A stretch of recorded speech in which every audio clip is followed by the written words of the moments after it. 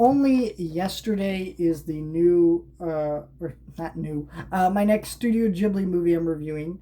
Um, yeah, I did two last month. I did My Neighbor Totoro and Kiki's Delivery. Well, yeah, Kiki's Delivery Service, and I'm probably gonna do two this month. I say probably because more than likely it's gonna play near me, but I haven't got confirmation of that yet, so I don't want to say until I know for sure. But basically, Whisper of the Heart is coming to IMAX, and hopefully, if it plays near me, I will check that out and do a review for that, as well as only yesterday this month.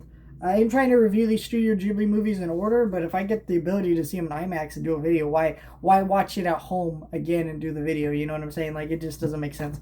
Uh, this one is an interesting one because this one, it kind of goes under the radar. This movie, because if you don't know, basically Studio Ghibli movies at first had a hard time getting like distributed without being chopped up in the States because anime wasn't like a big thing like it is now. So like Nausicaa came out through the Weinsteins and had a pretty poor, like, bad US release, and then they were able to come out with the better version later on. But so Studio Ghibli eventually made a deal with Disney, and they actually did all these great dubs.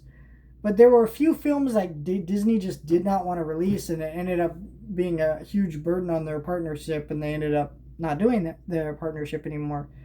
Uh, G Kids does all Studio Ghibli stuff, and that's how you get so many of the IMAX re-releases and Studio Ghibli Fest and all their new ones. Anyways, only yesterday was one of the ones they didn't want to release because, well, this movie is about like women's menstruation cycles and different things, and you know, it's basically what Kiki, some of the themes that Kiki was doing with like growing up and other things like that. Also, a Whisper of the Heart, which we'll talk about later on. Um, and so like they just didn't want to release it, so they released it years later. And I like this one. I do think this one is not one of their better ones. It feels kind of like Ocean Waves to me, where it feels a little more like a TV movie.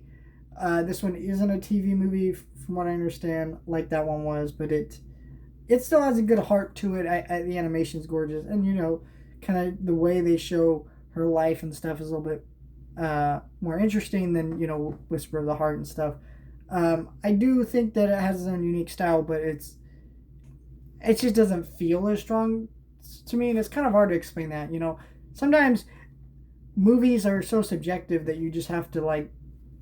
It's okay to use the word feeling. I try not to use that word a lot because I try to be a little bit more objective reviews because I don't want to give anyone the impression a movie's bad, even if it's not for me.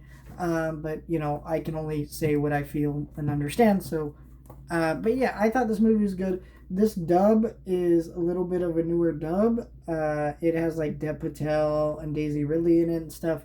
It works. I think this is a good movie. I recommend this movie.